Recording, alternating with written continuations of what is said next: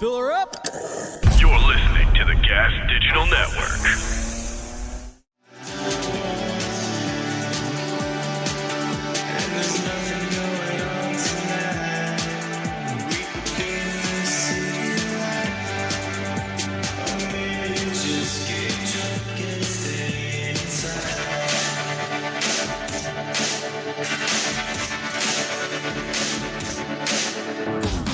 Good afternoon, Michael Malice here. Let that be your welcome for the next hour. We have with us a fancy new camera, which is apparently a little choppy. So if that's an issue, feel free to, I don't know, there's nothing you can do about it. You have no outlet here. But my guest this week, once again, is my good friend, comic Dave Smith, co-host of Legion of Skanks, host of Part of the Problem. His comedy special, Veritas, is uploaded now for free. It's on Libertas. YouTube. What'd I just say? Veritas. Oh, well, it's both liberty and truthful. So it's both of them. Yeah. They do call me the truth. Is that just who calls you that? The filth? The filth call me the truth. Let me get centered here. What I wanted to talk to you about is goddamn, by the way, your camera looks fantastic now. It's pissing me off. Now you I can want see this camera. Yeah, now you can see all the crow's feet and how hideously ugly I got. See, the trick is I just had a regular camera and I put a Gamorrean guard filter over it. And I was like, wow, this is what Malice looks like in real life. One of the Jabba's Palace people. I'll tell you the story of this camera, like it's a little inside baseball. Greg from Montreal got me this camera. He's a camera person. He had this one. He got a better one. I'm such a lazy boomer that like setting up this camera with these fancy cameras, it's a whole process because you got all these dials and he's like, do this, that's like, I don't know what these things do. Plug the USB cable into the USB port and you're like, no, it's HDMI. Do I have an HDMI port? Then I have to have USB 3 because it's the blue on the inside. It was I'm getting ready for Jordan Peterson. We're trying to make this thing work. There's some weird buzzing. I'm full-blown, not panic attack, but it's coming. And I'm not a panic attacky person, but we managed to figure out, but now I can't get the light on. I have to use my pleb light for you. So compared to Jordan Peterson, that's pretty on point. So the episode is going to be dropping in a few weeks. It went very well. I'm going to be back on to discuss anarchism at some point. And first of all, I want to give credit to you, Dave Smith.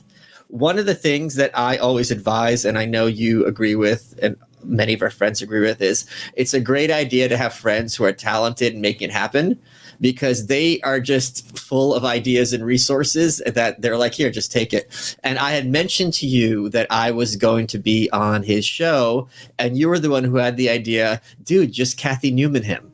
And I'm like, oh my, and I actually got to Kathy Newman, Jordan Peterson to his face on his own show. So it ended awkwardly after that, very much, but that did end up happening. One other preview, which I think you'll appreciate. We were talking academia, and that's what I want to talk to you a little bit about. And he was kind of taking umbrage at my characterization of the university system, and specifically the people who populate it, university professors. And he goes, well, like, where do I fit into what you're discussing? You know what I mean? And I may have said, well, you'd be the last one up against the wall. And only, like the thing that people don't realize is when you do these long form shows, you've done Rogan, you've done many others, you have to be in the moment. And then when the show's done, you're like, oh crap, what did I say?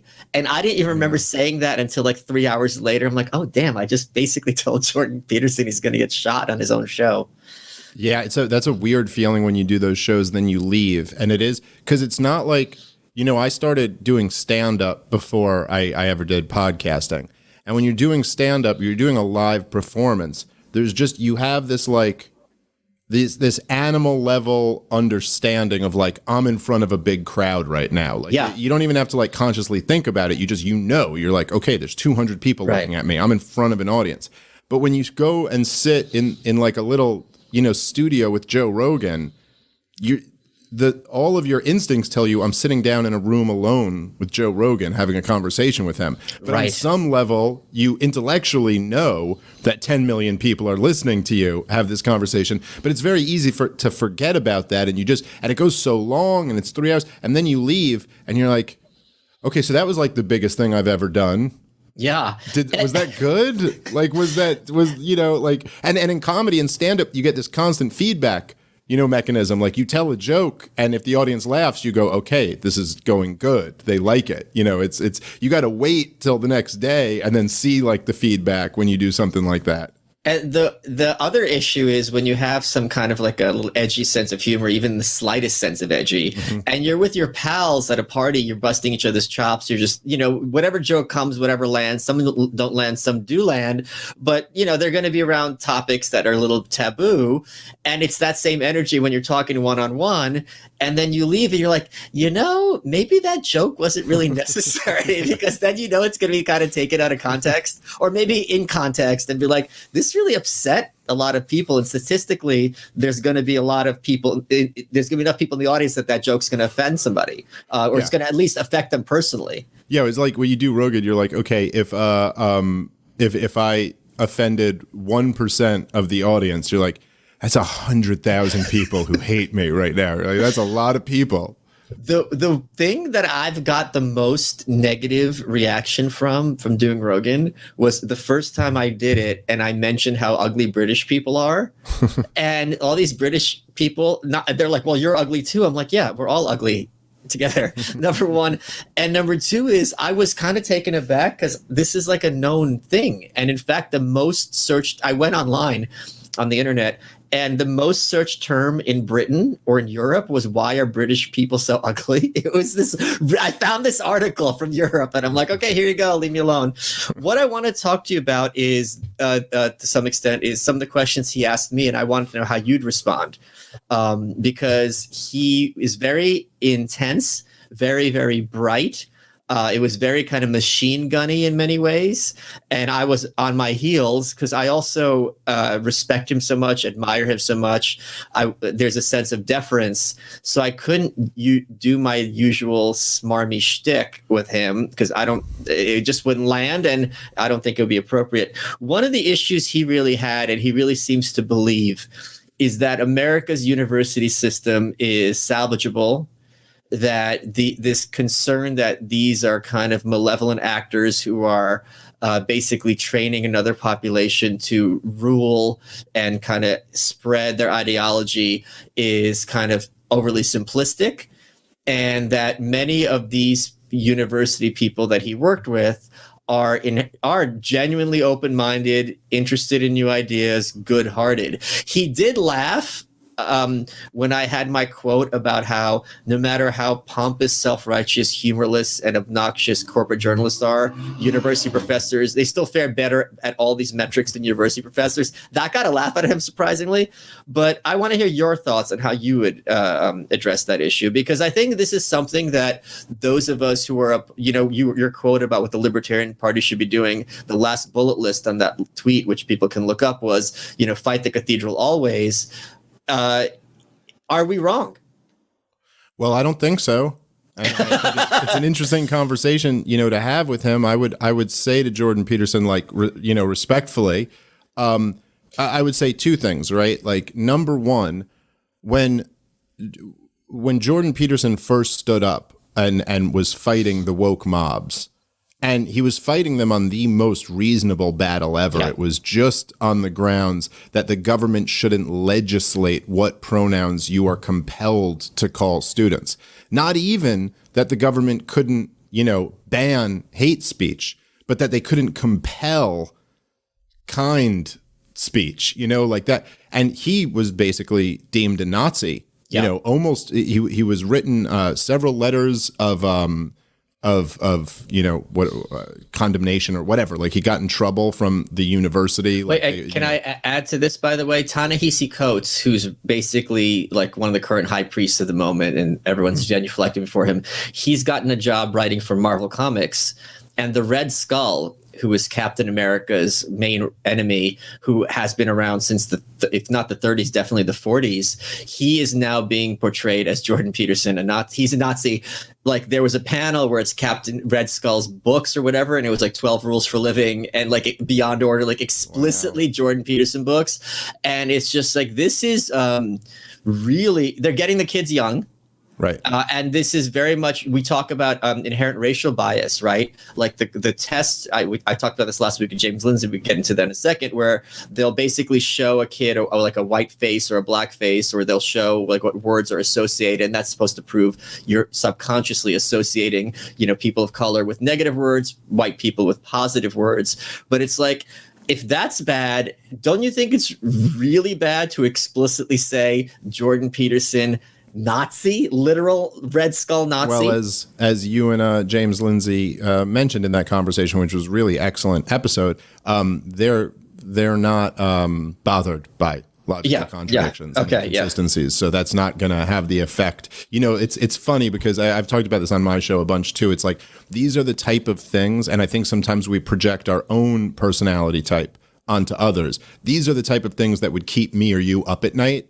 Like if someone pointed out this type of logical inconsistency in your worldview, you literally would not be able to sleep that night. You'd be like, holy shit, I have this huge inconsistency in the way I'm viewing things. But we assume others are going to have that same reaction sometimes, and they don't.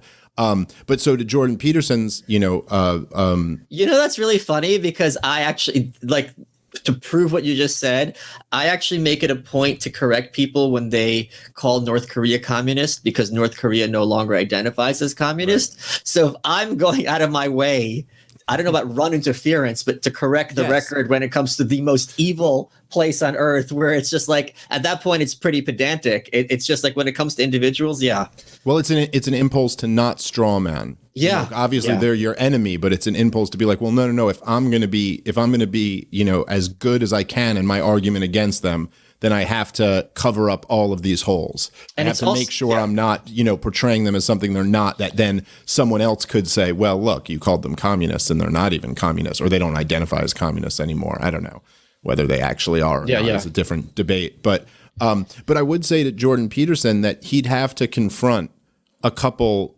pretty damning trends. So if you're going to say that the university system is salvageable and that it is not inherently a corrupt system, which is possible theoretically, you still have to deal with the fact that these ideas, which you have done as much as anyone to demonstrate, are batshit insane and like the most dangerous, terrifying ideas for a society to embrace, have spread like wildfire throughout the universities. Now, that in itself does not prove that the system is inherently flawed, but it certainly would then put the onus on you to have to demonstrate how it's not inherently flawed. I mean, if the most dangerous ideas to a society can flourish under your system, it's like if you are building a building and you go like, but just so you know, everything in this building is flammable.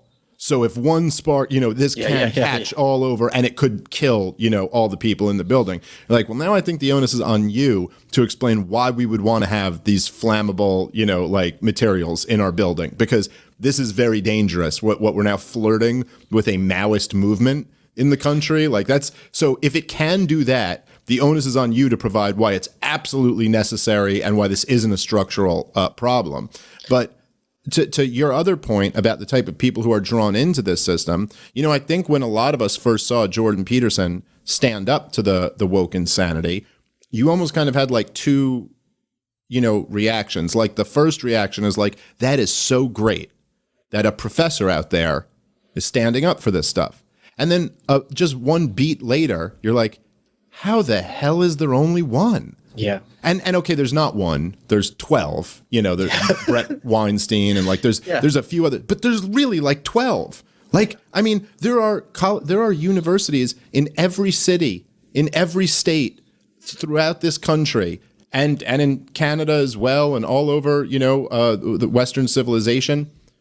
How are there not tens of thousands of college professors who are all standing up going, we absolutely, like unequivocally reject this totalitarian ideology that has just taken over at least 95% of the humanities departments across the country. I mean, it's like the fact that there's only a handful of you guys, these professors, who had the courage to stand up to naked insanity.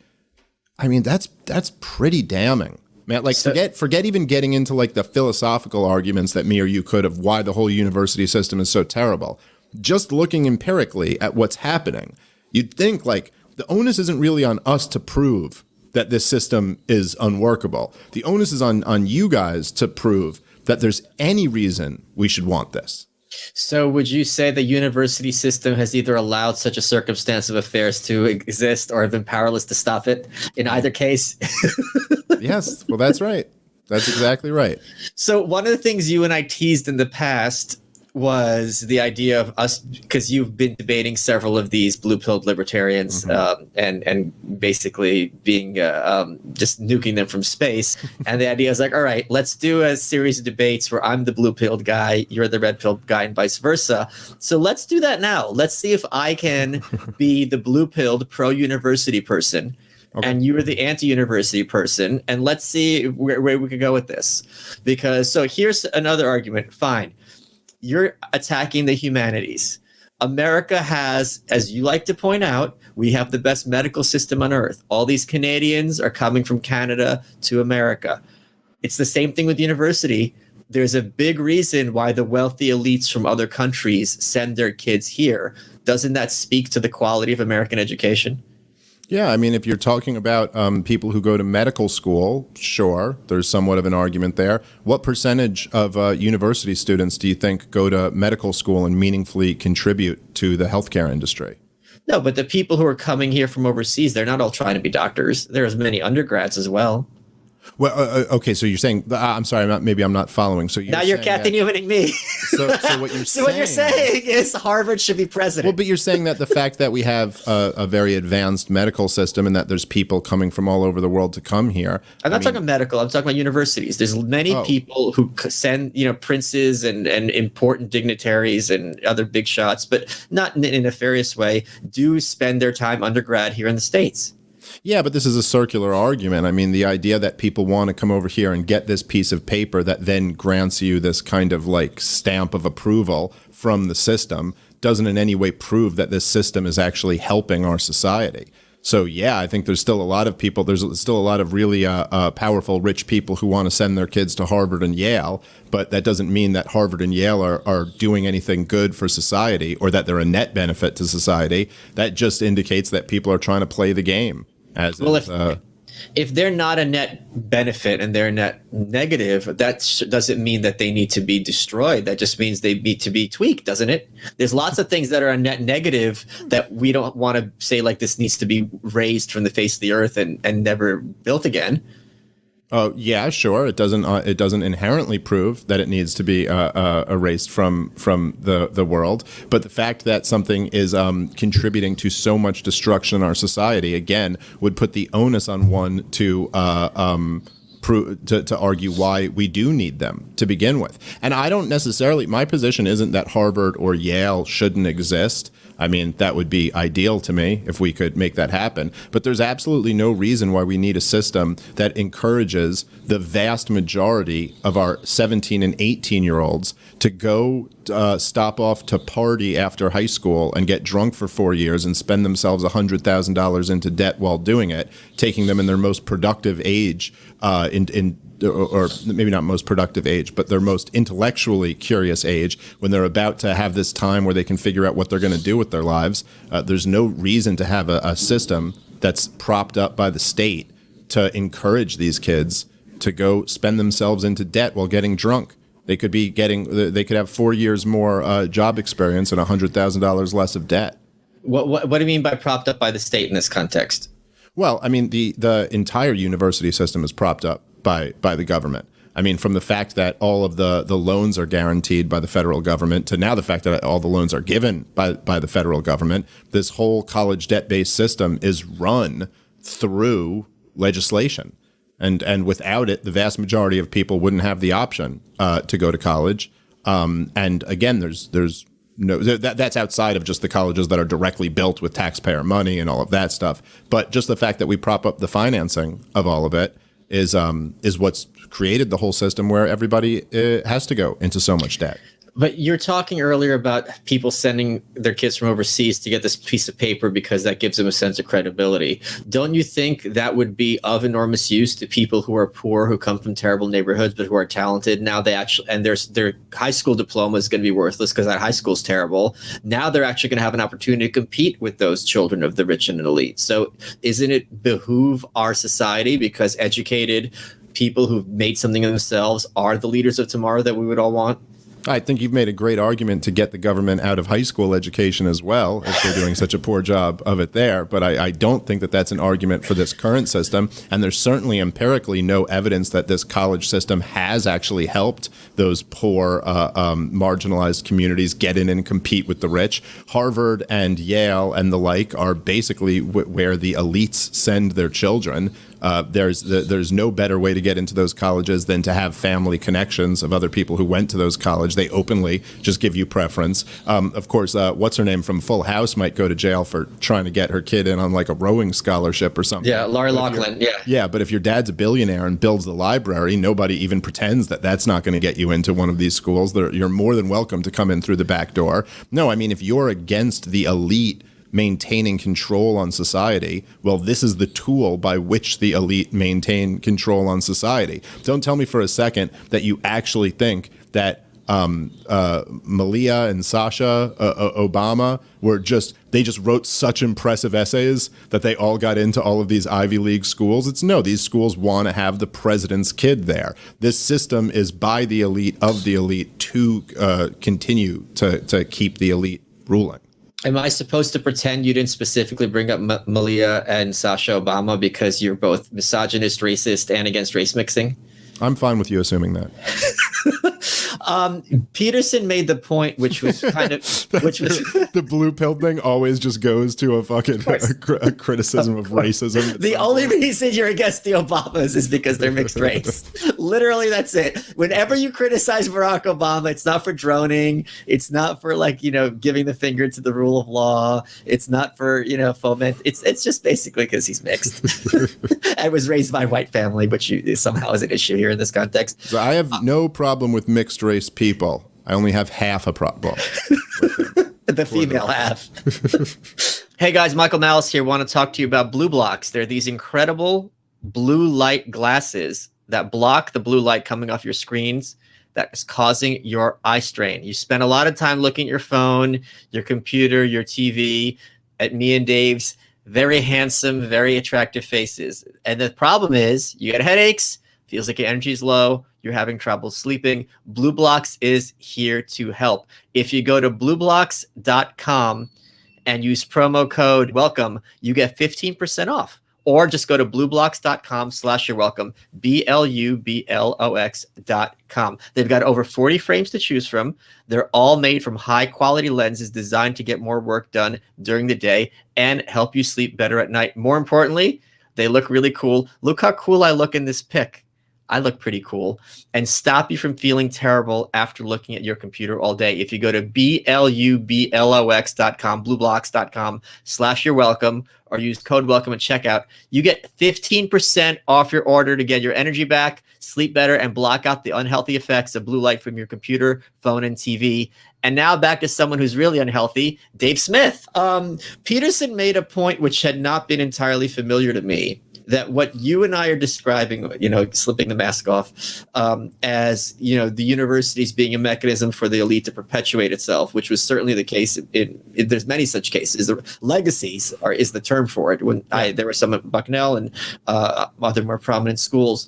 But he said in the 60s, with the use of SAT scores and other such liberalizing mechanisms for entry, it changed from that to become highly meritocratic.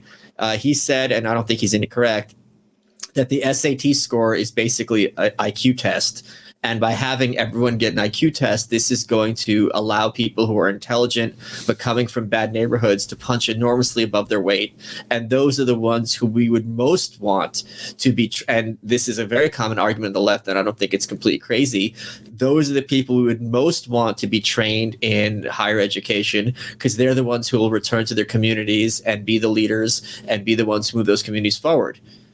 Well, so look, now that you're jumping back into red pill territory to some degree here, it's not that there isn't a kernel of truth to all of this, right? And there are really amazing things that go on in universities all the time. I mean, there's like just medical science research, and there's stuff that really does help the rest of society. There are engineers and all types of like really super smart specialized people who teach other really smart people about their, industry and their craft, and like that's really important.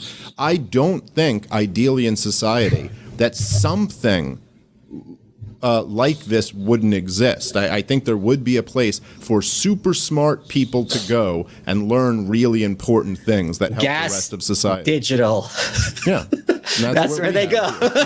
That's where the super smart we have more of a homeless to studio apartment pipeline situation that we're working on here. Oh, there's a studio? Yeah. Yes, exactly. So it's like I think that's there's a need for that in society. But if you're just talking about taking the smart kid in, like I'm not talking about genius. I'm just saying like the smart kid on his block who's like, okay, well, we want to take him and bring him to the university, and then he comes back to his block to help everybody. I just don't think that the idea of just getting a 4-year liberal arts degree is giving this guy anything that is going to lead to him going back and helping out his community. I think the fact that we took him out of his community and put him $100,000 into debt is probably doing more to hamper him than it does to help the community. And the truth is, what I think someone like Peterson couldn't deny is that the propaganda has become so dominant in so many of these colleges that they're actually coming out in worse shape to help society than they went in the vast majority of times. Yeah, that's actually a good point, because you hear this all the time in marginalized communities where someone goes to school and they come back all bougie.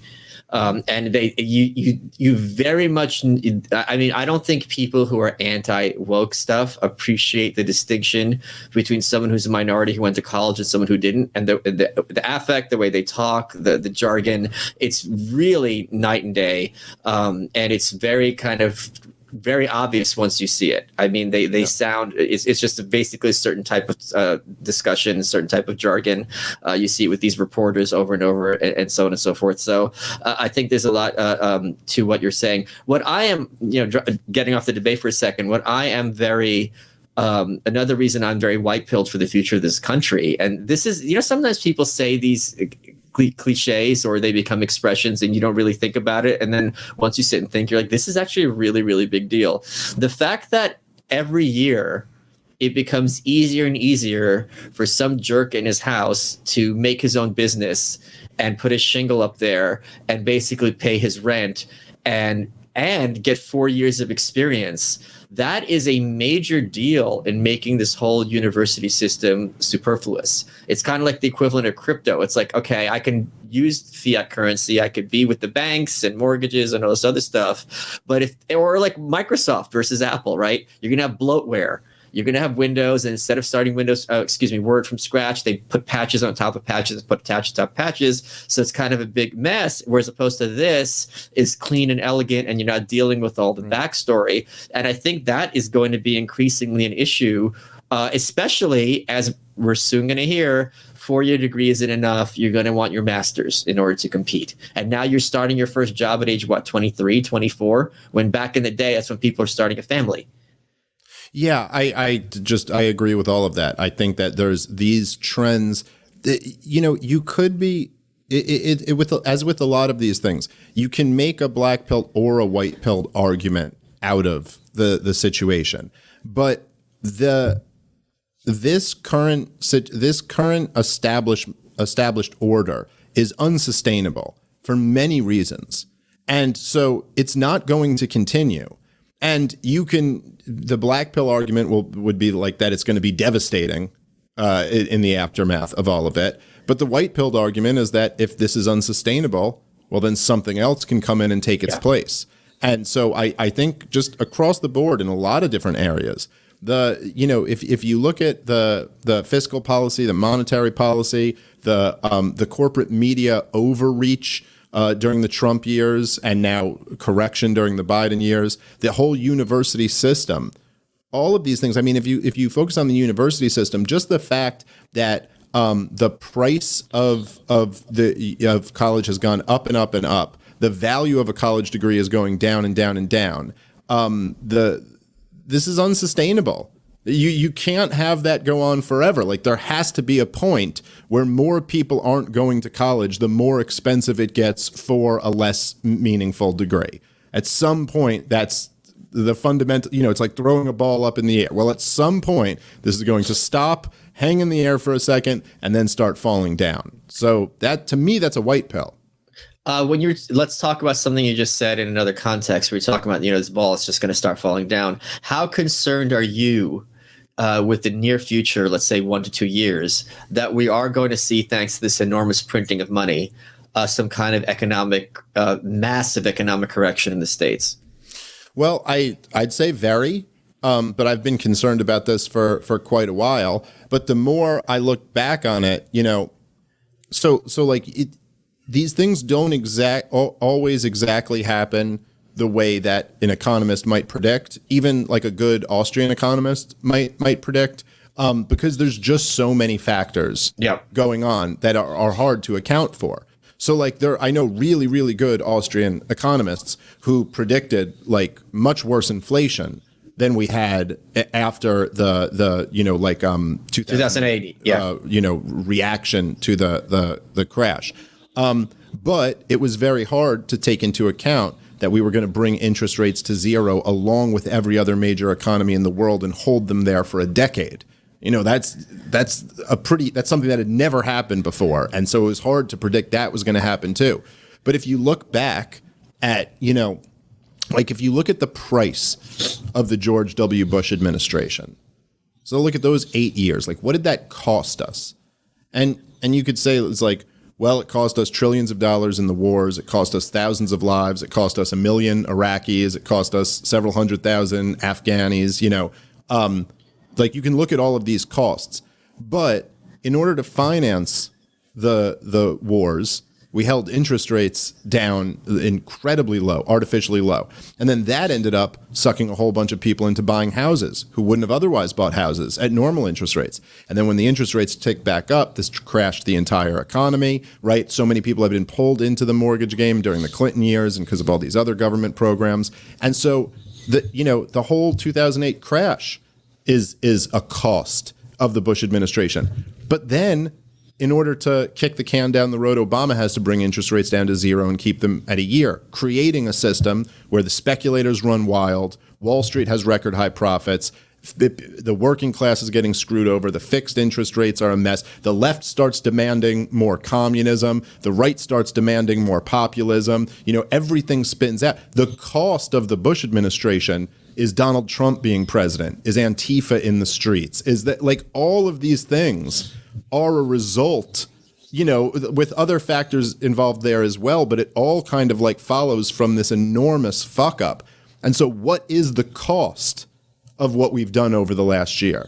Well, the cost isn't just how you measure, the value of the dollar versus gold or something like that. The cost is what impacts this has on our entire culture, our entire civilization. The cost of keeping people's faces covered in public, the costs of a collective trauma, the costs of all of these corporate bailouts. I don't even know the whole thing is terrifying. And I think I do kind of agree with what you and James Lindsay were saying in your show. I think in the short term, we're in for a bumpy ride. But that doesn't mean that's not in itself an argument against the white pill. Hey guys, Michael Malice here. I want to talk about a new podcast that I think you need to hear. It's called A Neighbor's Choice, and it's hosted by David Gornowski, Gornoski. Now, the show has been described as an apocalyptic Mr. Rogers for adults. He doesn't tell you what to think. He tells you how to think, and this is a daily live show that exposes politics by tracing its roots back to mythology and ritual. You can go learn more at aneighborschoice.com or youtube.com/David Gornowski. He has guests like Ron Paul, Peter Schiff, Jeff Deist at the Mises Institute, but also deep dives with cultural figures like Jordan Peterson. I heard that name before, and Scott Adams. Every conversation explores how the state is a religion dependent on word games to conceal its violence.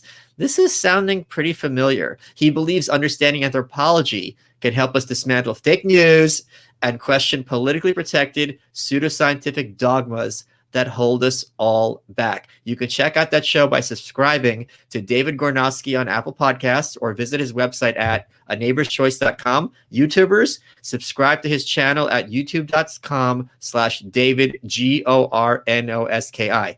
Let's get back to the show.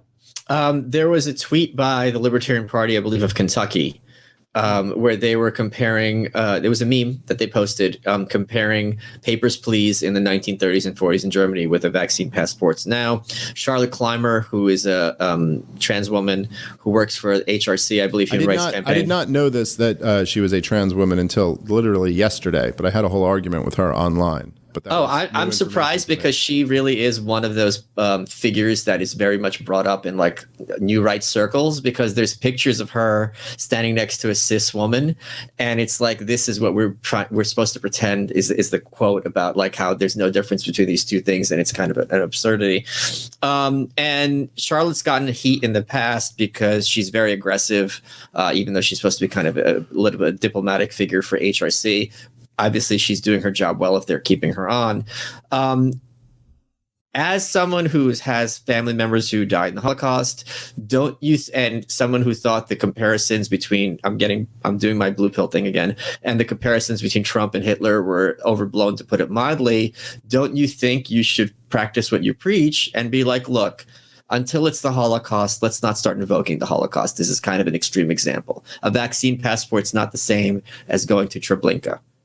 Well, what the tweet compared was the yellow stars being put on the Jews. Oh, and by the way, let me point out that I made this tweet like months ago, and it went viral too. So this is not me talking out of my ass. Go ahead. Well, I don't know if you saw. I just had this. I had a discussion with a rabbi about this. Oh, who was very upset and offended by the tweet. And so I would just say that Holocaust comparisons are never going to be 100% perfect. And sure. If you're ever going to say this horrible thing is happening, it's kind of like the Holocaust, the Holocaust is probably going to be worse. And if it's as bad as the Holocaust, then offensive comparisons are not your biggest problem at that point. So let's just say that wouldn't be at the top of your priorities.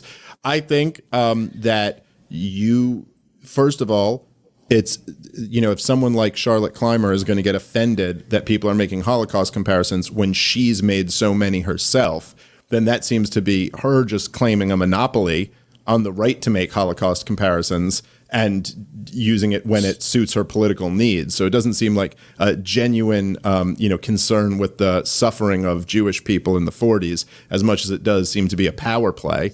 No, I said this to the rabbi when I was discussing it with him. I said that, you could make the argument from the Jewish perspective that you don't want anything compared to the Holocaust because nothing's ever as bad as that, and it cheapens the Holocaust to compare other things to it.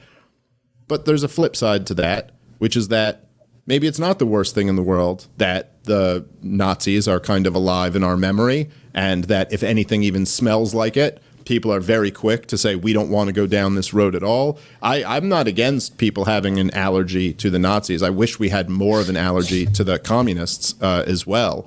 But I think it's pretty good to remember these awful societies and that regular people, just like me and you, were on both sides of those atrocities, that regular people like me and you are capable of being those victims, and we're also capable of being the ones shoving children into, gas chambers. I think that's a good thing to remember. And also, I would just say that I don't think that the Jews have a monopoly on the Holocaust. The Jews were not the only victims of the Nazis, and the United States of America fought a war against the Nazis, the biggest war in human history, and the Soviets did as well, and the Brits did as well, and the French were invaded by them. I mean, everybody has at least some claim to some type of cultural legacy that had something to do with the Nazis, and so they're the losers of the biggest war in human history. They're going to end up being, the easy comparison. Well, yeah, and the first people that the Nazis went after were the mentally disabled. So obviously, everyone listening to the show, this is something that speaks near and dear to their hearts. One of the things that is also a contradiction in what they're saying, although earlier, as you pointed out, people often don't have issues with these contradictions, is there's a lot of hand-wringing among historians and political commentators and people interested in this kind of thing about how could we let this happen. It was more as the situation of, okay, this a horrible international trauma occurred. What were the steps that got us there? And if we can see them coming a mile away, let's make sure we nip them in the bud now, because the quote is never forget, never again. And whenever there are examples of a slippery slope, such as restricting freedom of movement internally, and just having authorities being in a position to demand papers, please, for no reason. That clip of yours went viral when you were going after Christine Quinn. We're not going after her, debating her and bringing up stop and frisk about how it's just like, sure, this may be a high crime area, but if I'm not a criminal, or if I'm exercising my right to the Second Amendment, even in defiance of the law, that doesn't give you, under that same constitution, the right to just like you up against the wall and I'm going to go through your pockets, which is humiliating and demeaning. And it doesn't mean the person who is stopped and frisked going to be a nice kid, but it certainly means, he hasn't done anything wrong at that moment, and there's going to be no shortage of people in these neighborhoods that you're so concerned about who are doing things wrong in that moment. So I think, are you seeing this kind of dichotomy like I am, where on the one hand, everything is the Holocaust, and as soon as no, this is something very specifically, this kind of arbitrary demand for permission to move around in your own country, that it's like, oh, how can you say that? That's ridiculous. Yeah, well, the weird thing, I said to this rabbi who I was having this discussion with, who was a very nice guy, and I understand where he's coming from, because I understand the kind of religious Jewish perspective on this stuff, and I know that community pretty well. But I said, well, I compared it to the Chinese social credit system. Sure. And, that I didn't make any Holocaust comparisons. I don't really like to make Holocaust comparisons. I just, out of being like, well, let me see if I can think of something better. Right. That's a little bit more, original. Because people react viscerally also.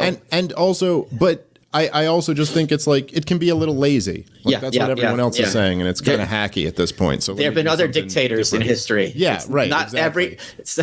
not everyone is literally, you could be Mussolini. Yeah.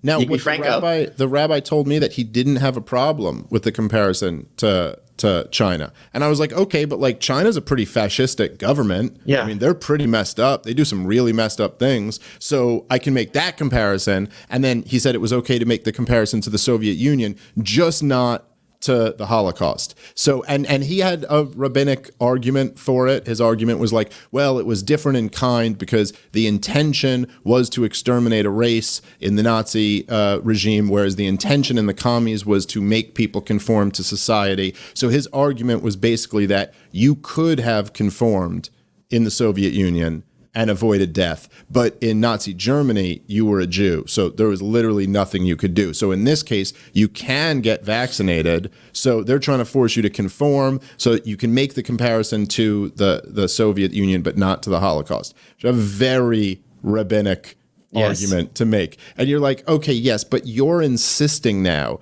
that a comparison line up with this one aspect that you've assigned, which is that the intent was exactly the same. Comparisons don't have to be the exact same thing. Comparisons just have to have a couple similar parts, and then you're allowed to compare things. And also, there's a difference between comparing something and equating something. If something is exactly the same, you can say, this is exactly the same as that. 2 + 2 is exactly the same as 4. That's very different than saying, adding 2 numbers over here is kind of like adding 2 numbers over there. You're not saying they equal each other. You're saying there are similarities between this equation and this equation. Yeah, people seem to, and also at different points, the papers, please aspect of Nazism. If he really wants to be rabbinical and Talmudic, I went to yeshiva. I can play that game too. Yeah. At that point, although maybe the extermination of the Jewish population was the long-term goal, they weren't putting that into practice at that point. Right. A lot of early Nazi behavior was like, let's get them the hell out of Germany. You guys don't belong here. So we're just going to make it harder and harder for you to live in Germany, and you're going to self-deport until they close down the borders. And this is how a lot of the early wealthy Jews got the hell out of there, because they're like, this is not sustainable. Well, one of the most effective tactics of Wokism, and whether or not this is actually in critical race theory, every time it's applied in some real world way, this is what ends up being the result, which is very convenient for the proponents of it, is that they can always slow down the argument with accusations of offensive comments. Sure. So whenever you're trying to discuss anything and building any momentum with an argument, if there's anything that hits a red flag, they can be like, well, I found that offensive, and now the whole conversation has to be derailed. Yeah. Whether that was offensive or not, and all of this. So what we're talking about here with these proposals for the vaccine passport is an app but that the government is going to make with big corporations. There's an app that will track your medical information, your location, and pings off all the other smartphones to find who does and doesn't have the app on it. And this app is going to be required for the freedom to travel, to go to sporting events. There were proposals about grocery stores, about you're talking about installing a caste system where one group of people has all of the normal rights and freedoms that Americans are accustomed to, and the other group of people does not. You're abolishing, medical privacy norms and installing a spying apparatus, tracking apparatus, unlike anything we've ever had. So instead of debating that, we're now debating whether or not you're allowed to compare this to Nazi Germany. At the end of the day, I don't really care whether you like the comparison or not. We've got this really, evil proposal coming right now, and I'd like to talk about that. So to me, the thing that just drove me crazy about what the rabbi was saying is it's like, look, man, you could be like, I don't really like that comparison, or I don't really like this. But it's so, obviously the spirit of that tweet was not, hey, screw the Jews, or hey, the Holocaust wasn't that bad. The spirit of the tweet is like, we all know the Holocaust was a really horrible thing, and oh my God, this is a really horrible thing too. And I saw, some of the blue-pilled kind of dork woke libertarians who hate me, and they almost try to play this game, which is so dishonest, but where they'll be like, oh, look, another alt-right troll in the Libertarian Mises Caucus, and you're like, oh yeah, so that's the alt-right thing now, is saying the Holocaust was really horrible and we see signs of another Holocaust? Is that what? Can you even get your accusations straight? If there's one thing I hate about these white supremacists, they're always invoking the Holocaust and how we better never forget and go down that path again. What the fuck? Today, we're welcoming back IPVanish VPN to the show. IPVanish has been a longtime sponsor of ours, so it's great to have them back. If you care about the security of your online activity, the easiest way to protect yourself is with IPVanish VPN. It's rated 4 out of 5 stars in Trustpilot. IPVanish provides an encrypted connection for all of your internet traffic. And here's the thing. If you go to ipvanish.com/welcome, all lowercase, that's ipvanish.com/welcome, you get 50% off monthly and annual subscriptions. So it helps to prevent websites, Wi-Fi providers, and even hackers from intercepting your data. You keep your financial details, personal information, and online activity safe from threats with IPVanish. All you have to do is go to ipvanish.com/welcome. You get 50% off monthly and annual subscriptions. That's not too shabby. Let's get back to the show. So I had a friend who was on Survivor, and she was a villain on that show. And a lot of times the fans would just kind of provoke her just to watch the real live version of it. So I get to do that right now. So what was your reaction to two things? One is all of these different official libertarian accounts. I saw at least one. I'm sure there were more. No, there's one official account. There's also individuals who went out of their way to genuflect and apologize for the Libertarian Party of Kentucky. They don't speak for us. I agree with you. This is horrible.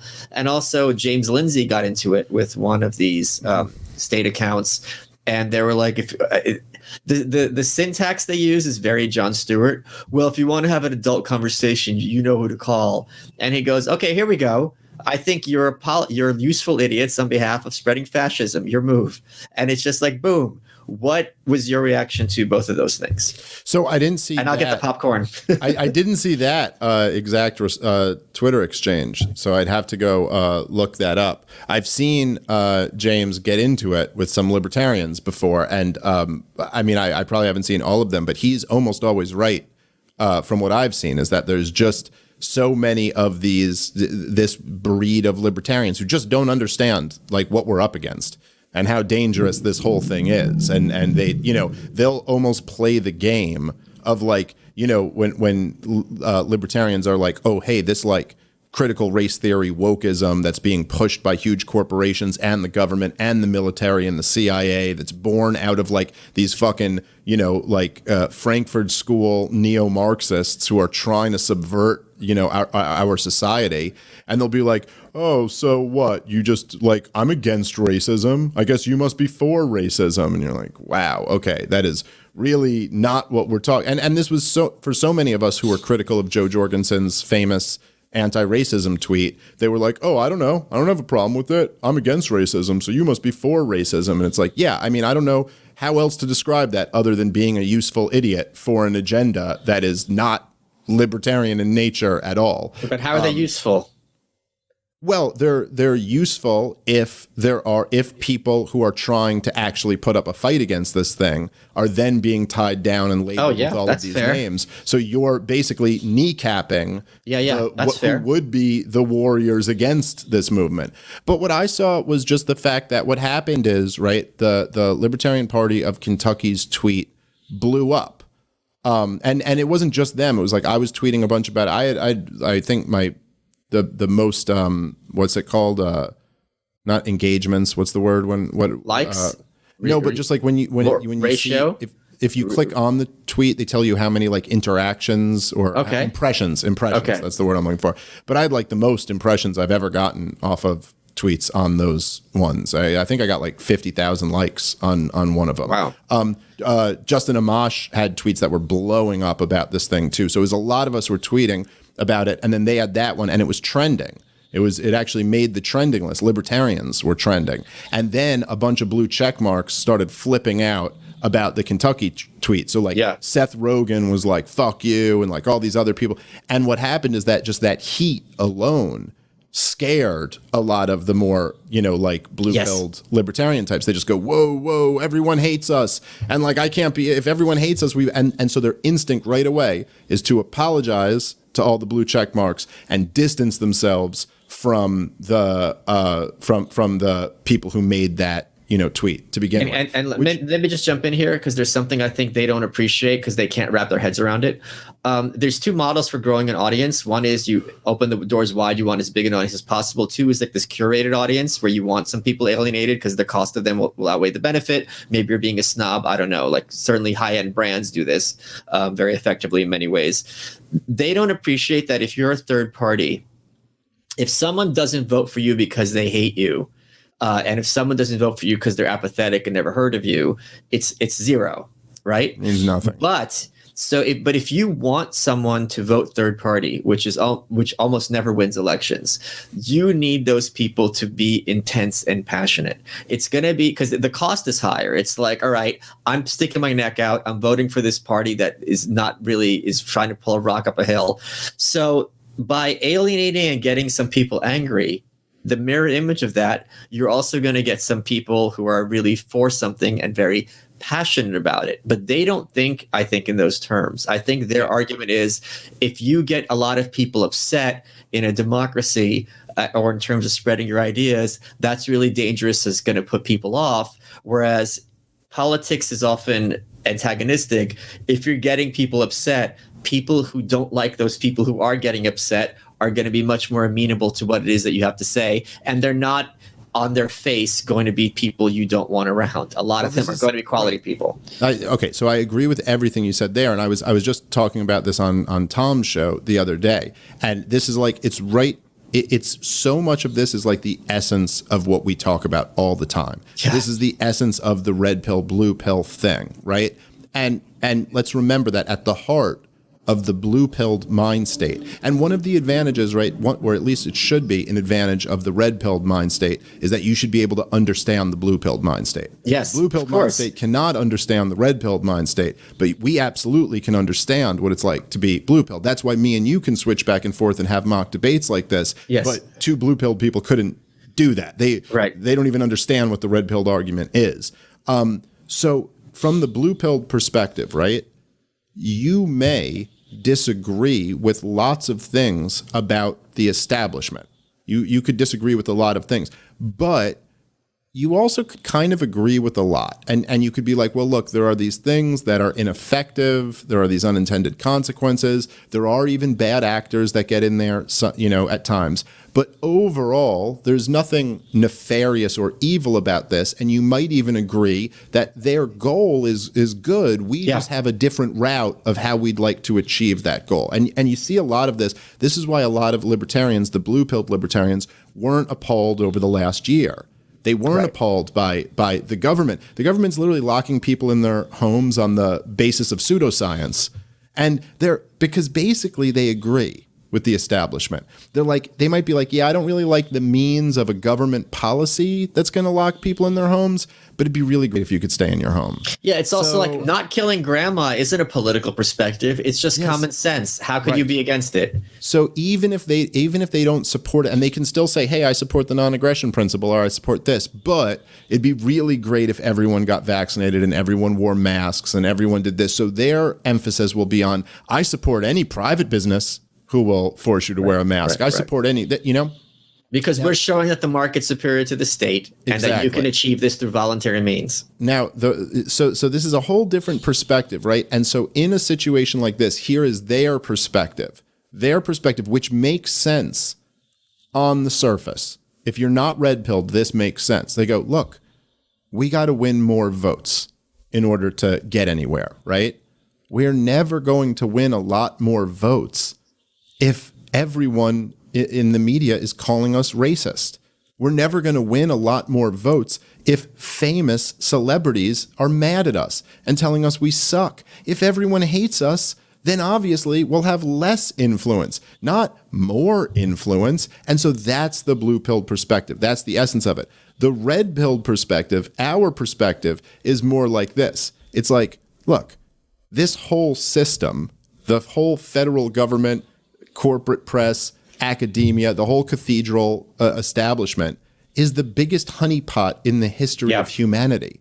There's trillions of dollars of wealth and power and influence that these nefarious people control. And if you are ever a threat to them, you will be demonized.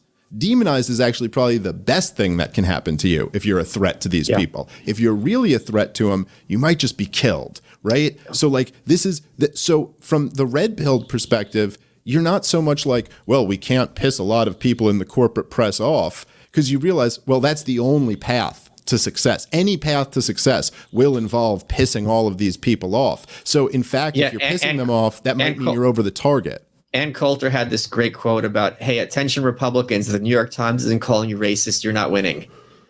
That's right. Now that is exactly right. And that doesn't mean necessarily that they're winning for the right reasons or that the policy that they're winning on is good. Like it doesn't, but so it's not that if the corporate press is pissed off at you, that means you're winning.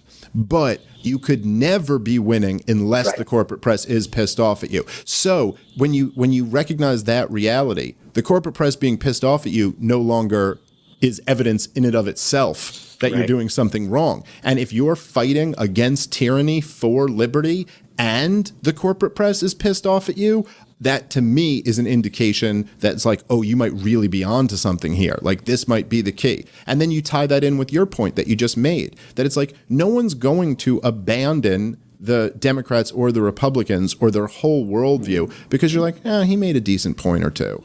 Like that's not going to do it. You need to radically, metaphorically grab someone by the shoulders and shake them into realizing that this whole world is not what they thought it was. And that will make like a lifelong, anarchist libertarian. And that's why people like me and you are in the business of making lifelong, like changing people's minds profoundly. And a lot of these guys are in the business of getting 3% instead of 2% in some race and then celebrating.